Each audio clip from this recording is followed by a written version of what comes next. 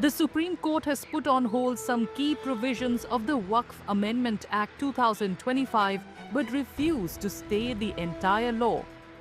A bench of Chief Justice of India B.R. Gavai and Justice Augustine George Masih passed an interim order on the intensely debated issue on Monday.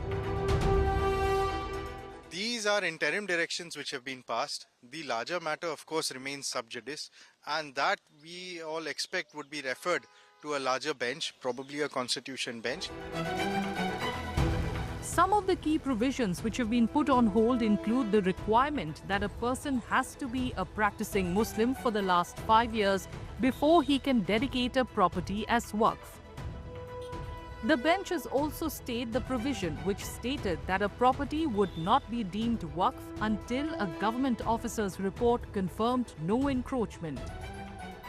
It also stayed granting authority to the officer to declare a property as government land and alter revenue records. The direction so far has been very clear on certain issues being that the practicing criteria or the qualification criteria of a Muslim to be a part of such a board has been struck down, has been stayed absolutely. No longer the requirement of 5 years is required.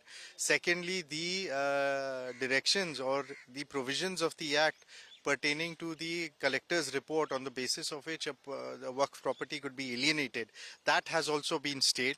Thirdly, there has been time that has been granted to all properties irrespective of their status for registration in the Umeed portal, and thereby continuing the recognition of Waqfs in the country.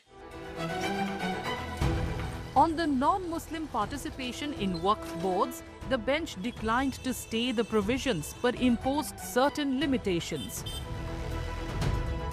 Now, as per the orders that have been passed today, in the council there shall not be not more than 4 non-Muslim members, and in the board there shall not be more than 3 non-Muslim members. The court has clarified that its interim order will not prevent petitioners or the government from advancing full arguments on the constitutional validity of the law during final hearings. The centre had notified the Act on April 8th after it was passed by the Lok Sabha and Rajya Sabha on April 3rd and April 4th respectively.